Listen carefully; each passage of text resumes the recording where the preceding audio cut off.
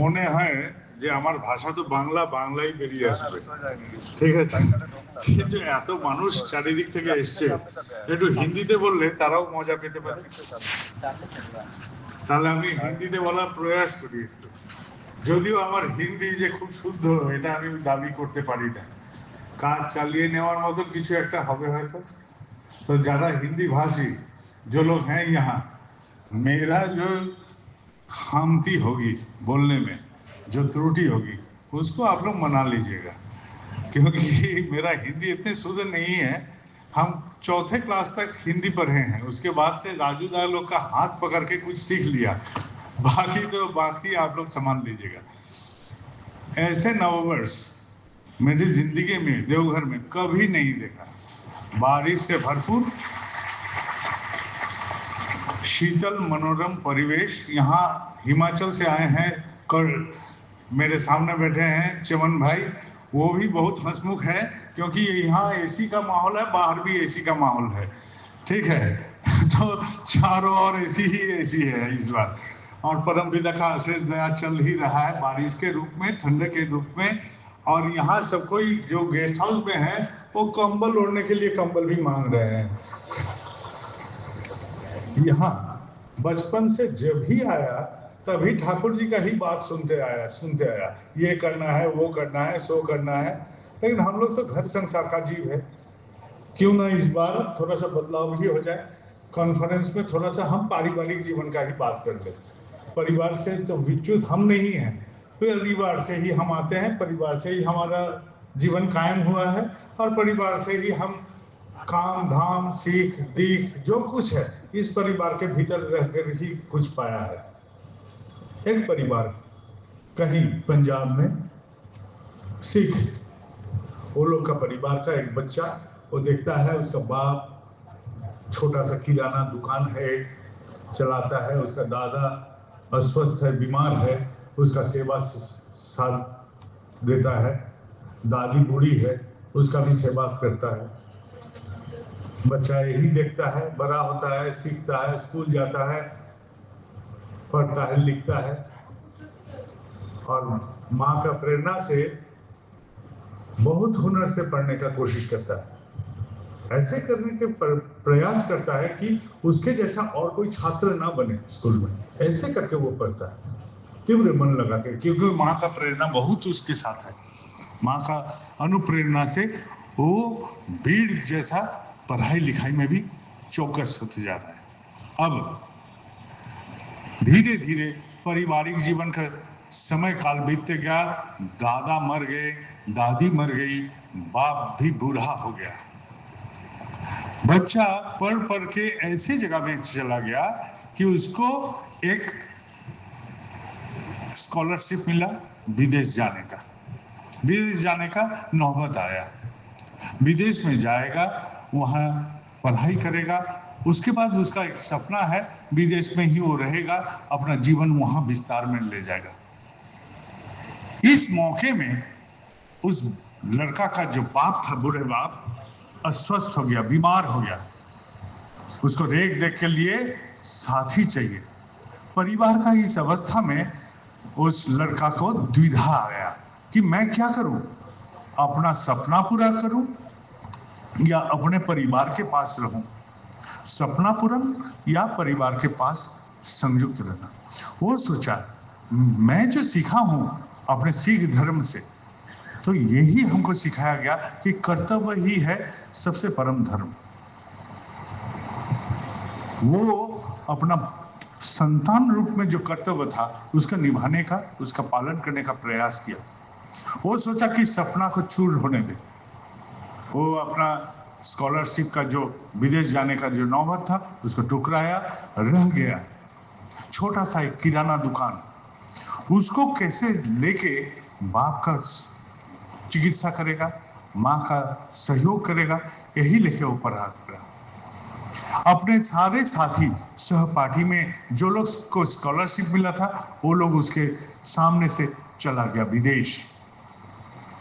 कितने दोस्त, कितने बंधु, कितने सहपाठी, कितने साथी उनको बोले, अरे तू मूर्ख है, परिवार के लिए कोई ऐसा कुर्बान करता है क्या? लेकिन वो हार नहीं माना, रह गया। किराना दुकान को उसने क्या किया, एक लोकल मार्केट चेन से संयुक्त कर लिया।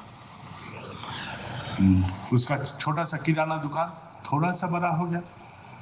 अब रात में वो रुका नहीं, थामा नहीं, वो ऑनलाइन कैसे सीखता है, डिजिटल मार्केटिंग क्या होता है, यही सब सीखने का प्रयास करते रहा।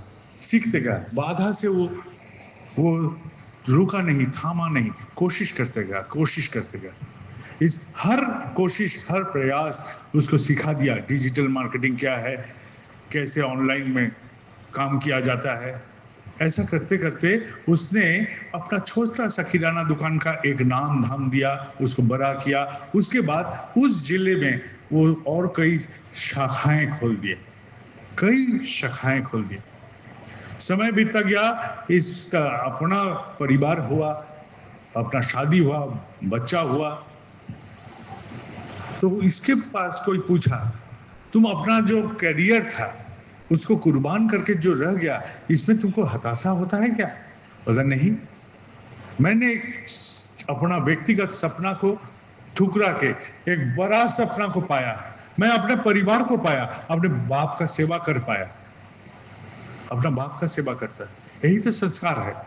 ये जो हम लोग बैठे हैं सब में ये संस्कार है कि हम लोग चाहते हैं अपना परिवार को कायम कैसे रखा जाए, हम अपना कर्तव्य धर्म कैसे निभाएं, यही हम लोग सब कुछ करना चाहते हैं। अब कोई पति के रूप में, कोई पत्नी के रूप में, कोई संतान के रूप में, जैसा भी हो, हम लोग यही करते हैं।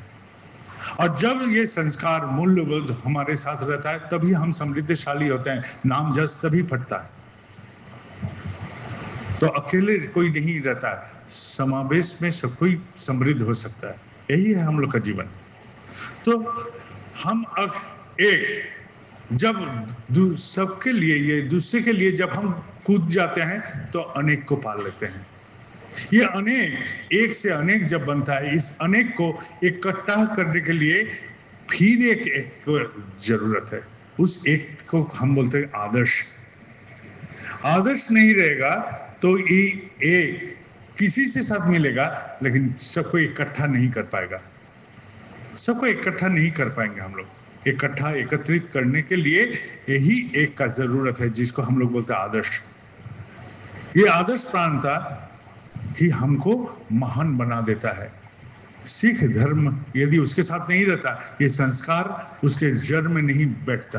वो पिता को देखा था, अपने पिता को सेवा करने, वो देखा है बोलकर ही वो सीख लिया है उसको क्या करना है, उसका दायित्व क्या है, उसका कर्तव्य क्या है अपने पिता के प्रति, माँ के प्रति।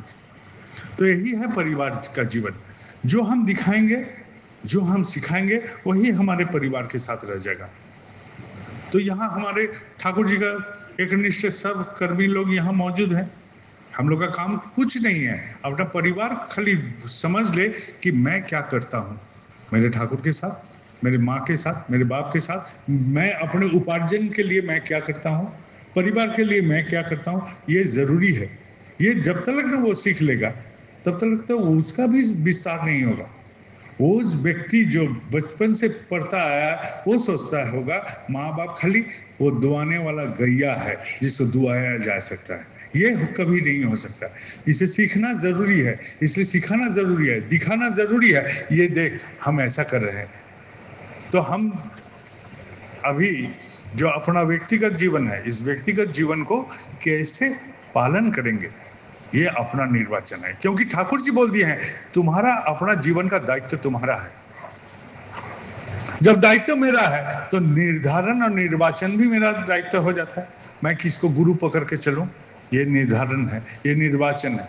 इस निर्धारण और निर्वाचन जब सही मार्ग पकड़ लेता है, ठीक है, तब जीवन का बदलाव आता है, तभी बदलाव आता है। यहाँ बाबा बैठते थे, बाबा यहाँ बैठते थे, बहुत आनंद होता था, सबको आनंद मिलता था। एक गाना होता था यहाँ, सबको ही सुनते थे, मिलन होबे कत दिने। अरे मिलन होबे कत दिने, এই যে মিলন হবে কতদিনে, আমার মনের মানুষের সনে।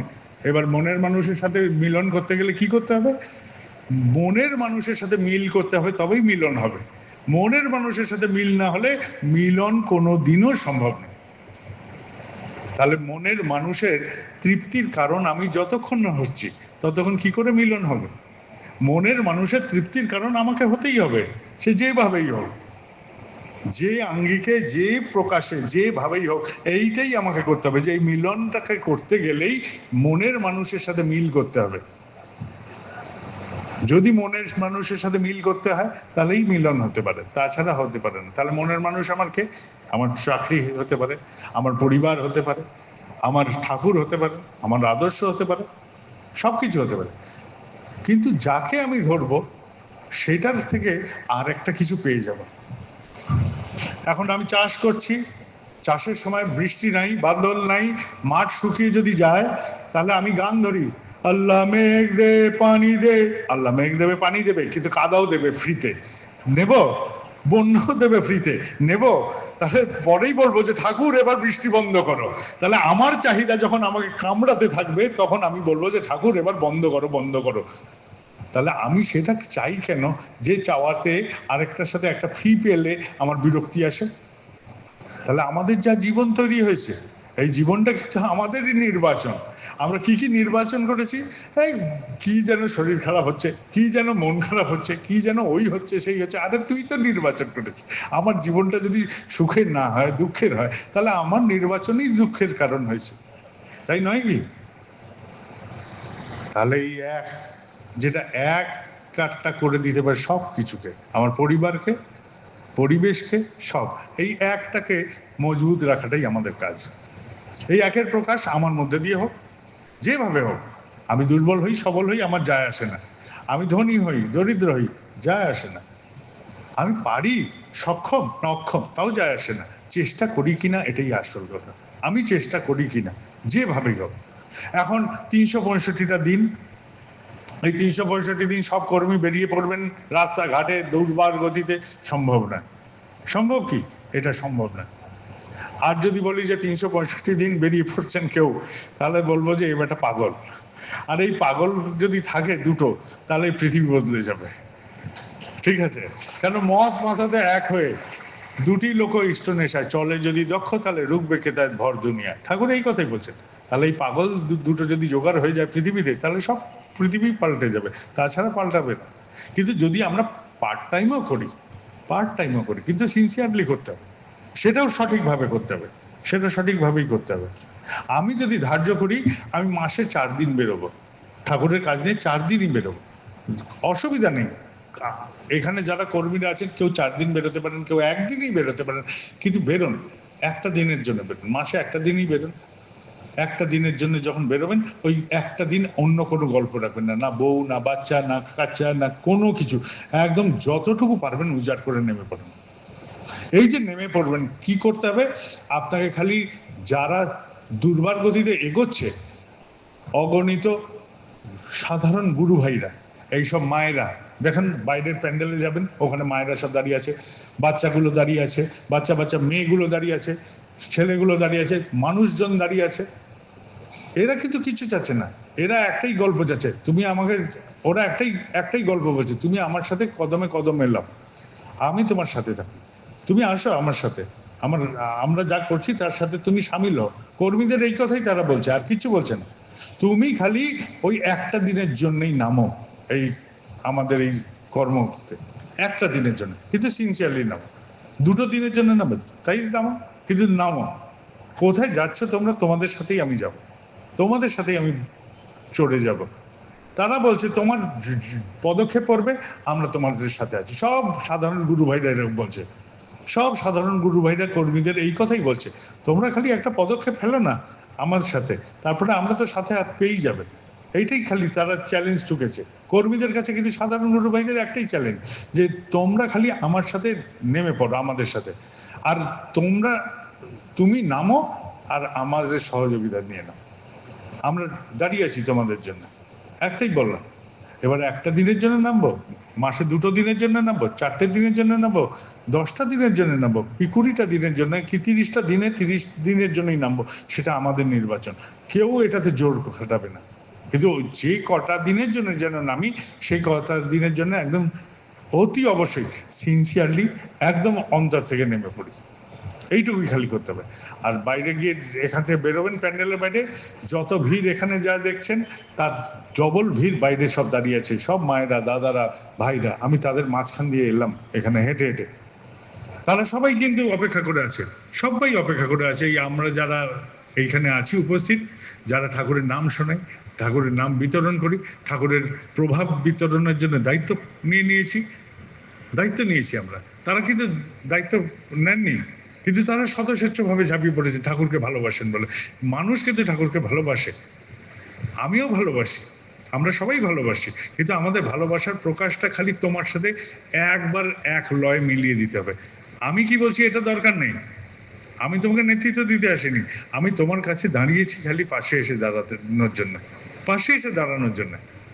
আমার কিছু করার নেই, তোমরা যা করার করো, আমি তোমাদের পাশে আছি। এই গল্পটাই খালি বলে দেন, এই গল্পটাই খালি উপস্থাপনা করে দিই আমরা কর্মীরা, তারপরে গল্পটা পাল্টে যাবে।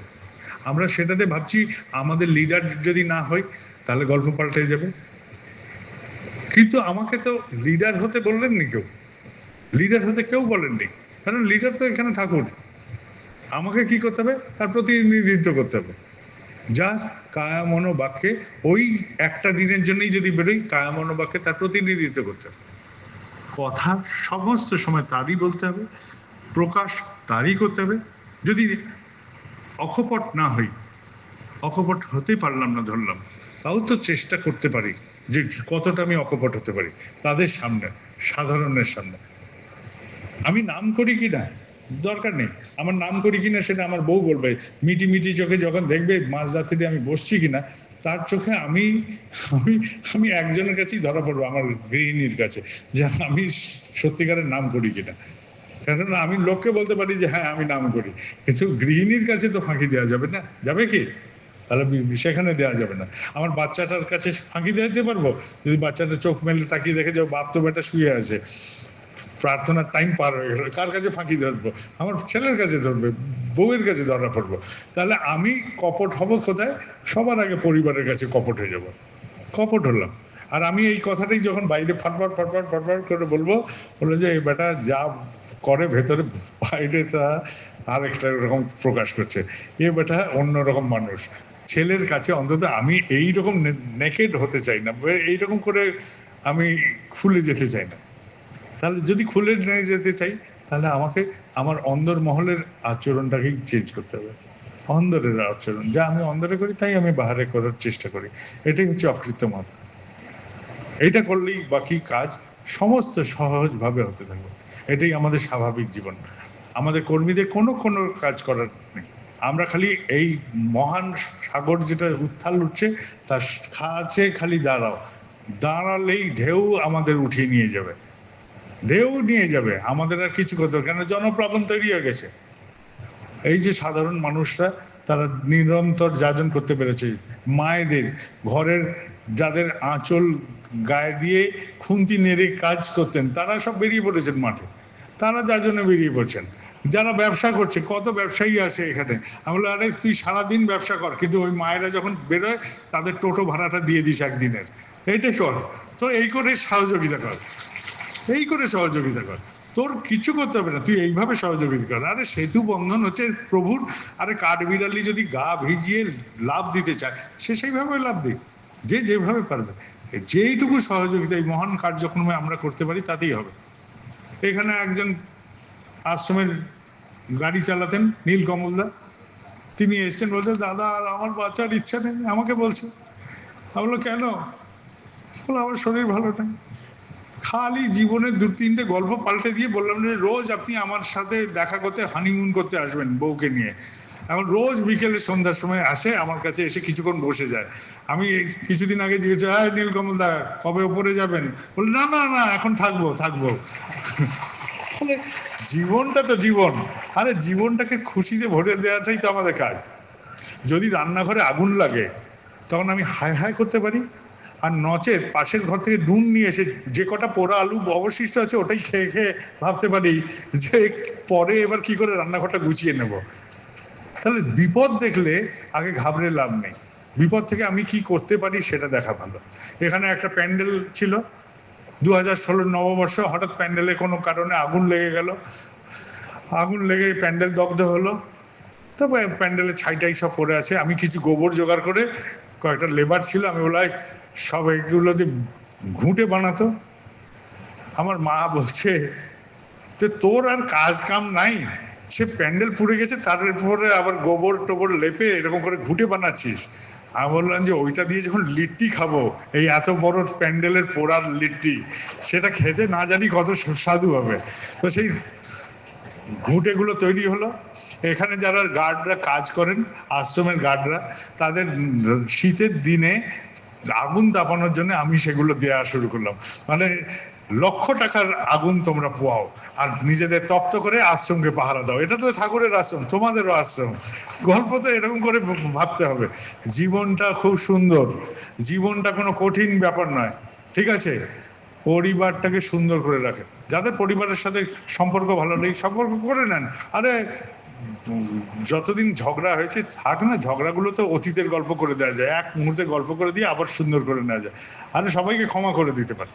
আরে পরমপিতা যদি আমাকে ক্ষমা করতে পারেন আমার সমস্ত ত্রুটি বিচ্যুতিতে, তাহলে আমিও তো একটা সংসারের পিতা, আমিও ক্ষমা করে দিতে পারি। আমরা সবাই এরকম করতে পারি। এই ক্ষমা করাটাই মানে তো ক্ষমতা অর্জন করা, সহ্য করার ক্ষমতাটাকে অর্জন করা। ক্ষমা করা মানেই তো সেই ক্ষমতাকে অর্জন করা, সহনশীলতার ক্ষমতাকে অর্জন করা, তাই ছাড়া আর কি। পরমপিতা সমস্ত সহ্য করতে পারেন, তাই তিনি পরমপিতা, তিনি সবাইকে ক্ষমা করে দিতে পারেন। আমি পারি না, তাই দোষ কি করেছে সেটা লিস্ট বানাতে থাকি, মনের মধ্যে পুষে রাখি, আর সেটা নিয়ে মনের মধ্যে খচখচ খচখচ খচখচ করতে থাকি। জীবনটা আনন্দে ভরুক, সবাই ভালো থাকেন। এখান থেকে যখন সবাই ফিরবেন, আনন্দবাজারে যারা খাবেন তারা এই কথাগুলো সব ভুলে গিয়ে বাড়ি চলে যান। কেননা এই যে যা যা কথা হলো দুদিন ধরে, অনেক ভালো ভালো কথা হলো, এইগুলো ভোলার কাজ হচ্ছে এখন আনন্দবাজার প্রসাদের দায়িত্ব। যে এটা খেয়ে গেলেই, এই যে একটা আরাম করে দুপুরে কেউ ঘুমিয়ে বিকেলের ট্রেন ধরবেন, আরামে ভুলে যান। যারা এখন বাড়ি যাবেন, কি কি নিয়ে যেতে হবে বাড়ির জন্য সেটা ভাবেন, রাস্তা দিয়ে যেতে যেতে সব ভুলে যান। আর নচেত এই দু একটা বিন্দু নিয়ে যান, যেটা দিয়ে আর জীবনটাকে আনন্দে উপভোগ করতে পারেন। কি করবেন এটা আপনার নির্বাচন, আমাদের সবারই নির্বাচনের ক্ষমতা আছে। জীবনটাকে এটাকে যা কিছু হবে সবটার দায়িত্ব আপনার, আপনার দায়িত্ব একদম কেবল এবং কেবলমাত্র আপনার। আমরা কেউ অপাংতেও না। আর সেই জন্য পরমপিতা নির্বাচিত, পরমপিতার সন্তান হতে গেলে নির্বাচিত হতেই হবে কোনো না কোনো সুকর্মের দৌলতে। আমরা কেউ না এরকম আমি মানি না, আমরা সবাই কেউ কেটা, আমরা সবাই কেউ কেটা। ওই যে ভিখারি যে ভিক্ষা করে খাচ্ছে, সেও যখন জয়গুরু বলছে এরকম করে বুক চিতিয়ে, আমি মনে করি তার সাথেও ঠাকুর দাঁড়িয়ে আছেন। আর তার সাথে যখন ঠাকুর দাঁড়িয়েছেন সে মূল্যবান, আর সে কখনো অপাংতেয় হতে পারে না। তাহলে আমরা কেউ অপাংতেয় নই, আমরা সবাই সমর্থবান, সবাই কৌশলী, সবাই দক্ষ এবং চিন্তাতে বিস্তার করার ক্ষমতা রাখি। আমার চিন্তা যেই বিস্তার হবে, সংগঠনও বিস্তার হবে, ঠাকুরের বিস্তার হবে, সৎসঙ্গের বিস্তার হবে, সব কিছুর বিস্তার হবে। ঠাকুর বলছেন ফুল ফুটলেই গন্ধ বেরোবে, এর কোনো মানে নেই যতক্ষণ না তার দিয়ে হাওয়া দিতে হয়। তাহলে আমি হাওয়ার কোনা, আমি এই হাওয়ার প্রবাহ, তাহলে আমি কেউ নই। কে বললো? হাওয়াকে না হয় দেখাই যায় না। এখানে কথা হচ্ছিল যে আমরা কেউ নই, সব ঠাকুর করেছে, সব আমি মেনে নিচ্ছি, কিন্তু আমি সেই হাওয়া, সেই পবনের ঝোঁকা, সেই পবনের মুক্ত প্রবাহ, যে এই প্রবাহকে ঠাকুরকে বিস্তারে নিয়ে যেতে পারে, ঠাকুরের সমস্ত বার্তা। কেউ দেখবে না ঠাকুরকে, দেখবে কেবল কিন্তু আমাকে। আমি কিভাবে প্রকাশ করছি, আমার আচরণ দিয়ে, ব্যবহার দিয়ে, কথা দিয়ে, তাই দেখবে, আর কিছু দেখার দরকার নেই। তাই আমি সবাইকে আজ বলি যে এই পোশাকের আড়ালে থাকবেন না। এই পোশাকটা বলছে আমি জয়গুরু পার্টি, মুখে যদি বলেন জয়গুরু তাহলেও হয়ে গেল জয়গুরু।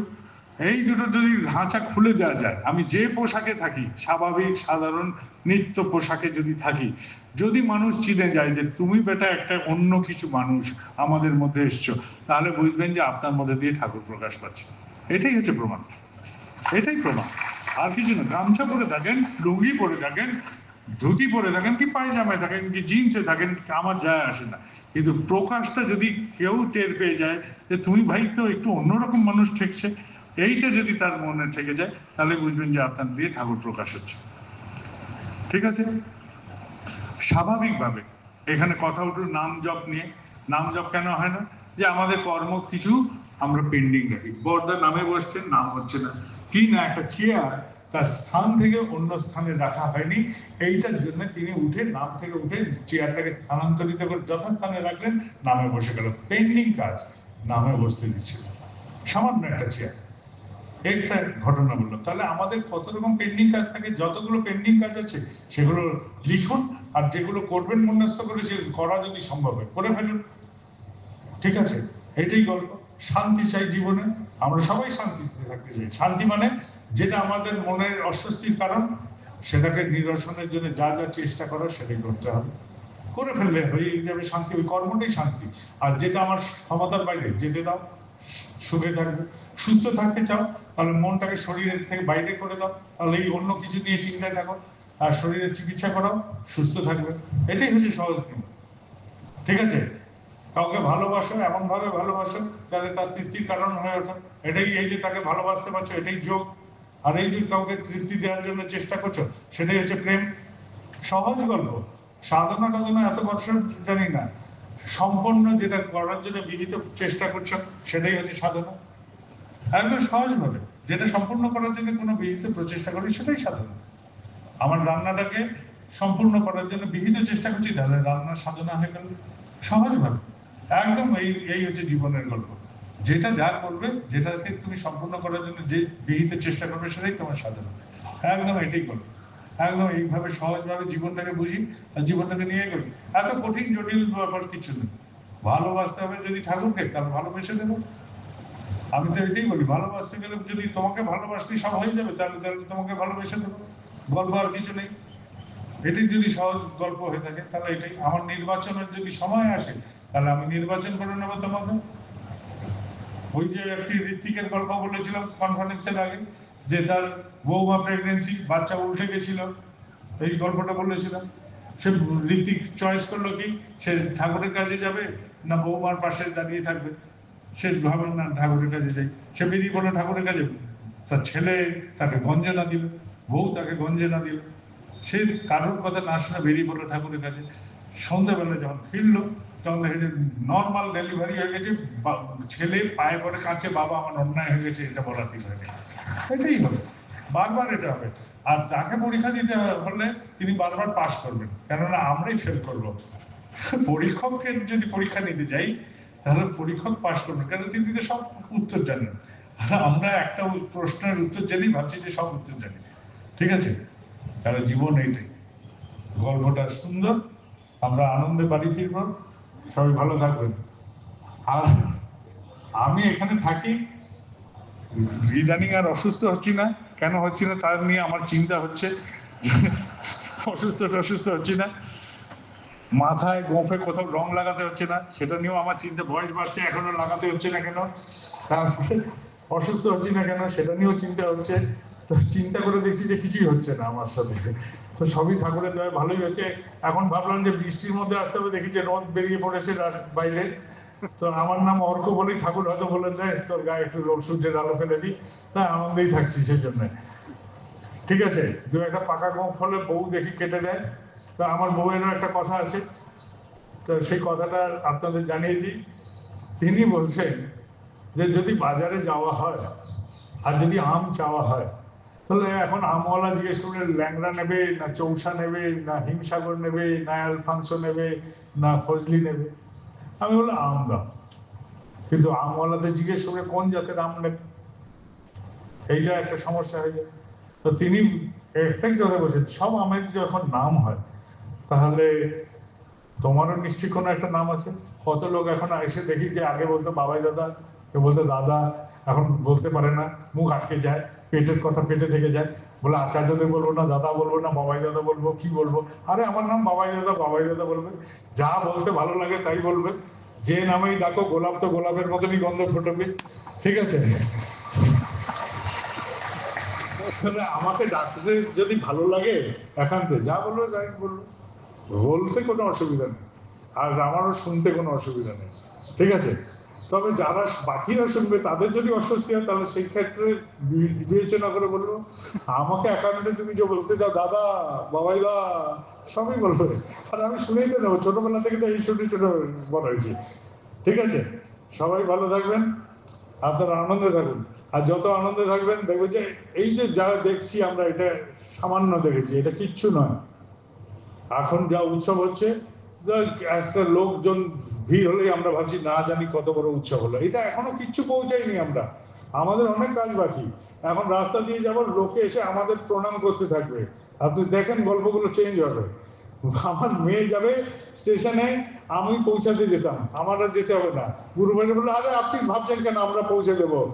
হঠাৎ করে 2-3টে গাড়ি করে আমার ছেলে মেয়েকে স্টেশনে ওঠাতে যাবে। এইরকমই জীবনের গল্প হবে, এইটাই জীবনের গল্প, এটাই জীবনের গল্প। আমাকে খালি একের সাথে যুক্ত হয়ে বহুতে বিস্তার ঘটাতে হবে, আর বাকি গল্প সব পাল্টে যাবে, আর কিছু করতে হবে না। একটি মা আমাকে কি বললো যে তার মেয়ের বিয়ে হয়ে গেছে, তার স্বামী মারা গেছে, চোখের অপারেশন হবে। চোখের অপারেশন করতে গিয়ে সে ভাবছে কি করবে না করবে, প্রতিবেশীরা এসে তার রান্না বান্না করে দিল, কাপড় কেচে দিল, তাকে উঠিয়ে নিয়ে গেল হাসপাতালে, অপারেশন করে নিয়ে বাড়ি ফিরিয়ে দিল। কাউকে দরকার হলো না। দেখা গেলো যে 1 না 2 না হাজার হাজার সাথী আমার প্রেমে দাঁড়িয়ে আছে। এইটাই তো জীবন, এটাই তো জীবনের গল্প, একটাই তো জীবন আমাদের। সবাই ভালো থাকেন, সবাই মঙ্গলে থাকেন, সবাই আনন্দে থাকেন। বাড়িতে কে কে ঝগড়া করেন? আরে ঝগড়া করেন, লজ্জা পাওয়ার কি আছে? ঠিক আছে, কিছু কিছু বোকা থাকে ঝগড়া করার জন্য, আর যারা জ্ঞানী তারা ঝগড়াই করবে না, না ঝগড়া হতে দেবে না ঝগড়া করবে। ঠিক আছে, সবাই যে জ্ঞানী হতে হবে তার কোনো মানে নেই, আমরা কয়েকজন বোকাও থাকতে পারি পৃথিবীতে। ঠিক আছে, তাহলে সবাই চেষ্টা করবেন যেরকম করে ভালো থাকা যায়। ঝগড়া করলেও যদি ভালো থাকার উপায় হয় তাহলে ঝগড়া করে নেবেন। জয় গুরু। এখানে এসে সবাই আনন্দ পেয়েছেন? হ্যাঁ, আনন্দ নিয়ে ফিরবেন। তাহলে গল্পটাকে থামিয়ে রাখবেন না, যেইটুকু পারবেন একটা বিন্দুও যদি থাকে অন্তরে সেটা ছড়িয়ে দেন, আর কিছু করতে হবে না। জয় গুরু। এবার তাহলে ধ্বনি দেওয়া হবে। 10টা 20 বাজে, এরপরে প্রসাদ, তারপরে কারোর আবার যাওয়ার আগে আমাকে কিছু বলার থাকবে, আমাকে আবার বসে যেতে হবে। তো একসাথে সব মিটিয়ে ফেলে ভালো, কেননা অনেকে যাওয়ার তাড়া হয়ে যাবে এরপরে। জয় গুরু। রাজুদার কিছু বলতে হবে? আরে রাজুদার চুপ করে বসে, আপনার ভয়ে তো আমি নামছিলাম না, আমি তো বলছি আর একটু থাকেন, রাজুদা আর একটু বলুক। রাজুদাকে পাঠিয়েছিলাম এবার একটা উৎসবে ভাগলপুরে, মজার উৎসব। তো রাজুদাকে ওরা চাচ্ছে বক্তা টক্তা, আমি বললাম হ্যাঁ রাজুদা যাবে, কিন্তু রাজুদাকে বললাম শুনুন, মঞ্চে উঠে বক্তৃতা দেবেন না, মঞ্চে নিচে বসে বসে লোকের সাথে গল্প করবেন, যখন আপনার গলা বসবে তখন বাড়ি ফিরে আসবেন। তো রাজুদা বাড়ি ফিরলো যখন, বলছে গলা দিয়ে আওয়াজ বেরোচ্ছে না। রাজুদা বলছে, আমি বললো হ্যাঁ এটা ভালো হয়েছে উৎসব, এটা ভালো উৎসব। আরে মঞ্চে 45 মিনিট বলবে, 40 মিনিট বলবে, আধা ঘন্টা বলবে, আর ওইখানে সবসময় কথা বলতে হবে, ঠাকুরের কথা বলে যাও, এইটাই ভালো উৎসব। ঠিক আছে, সবসময় মঞ্চে উঠে আমাকে দেখাতে হবে, এটাও আমার ভালো লাগে না। তো কোনো কোনো সময় আমার মনে হয় যে আচ্ছা কনফারেন্সে যদি এই ব্যাপারটা না থাকতো, আমার বক্তব্যটা, তাহলে কত না জানি আমার আনন্দ হতো। তো এটা আমার ভালো লাগে। সবাই ভালো থাকবেন। জয় গুরু।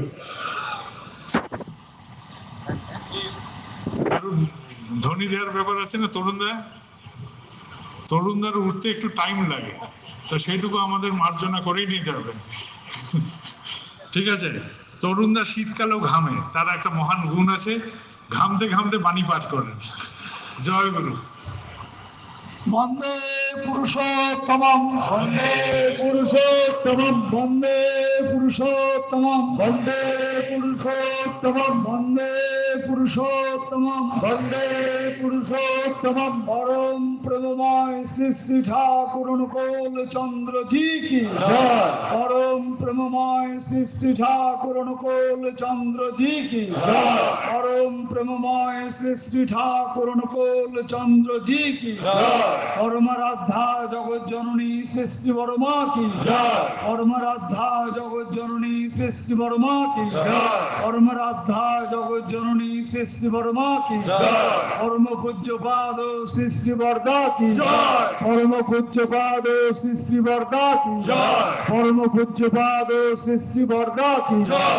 সত সম্ব কি জয়। সত সম্ব কি জয়। সত সম্ব কি জয়।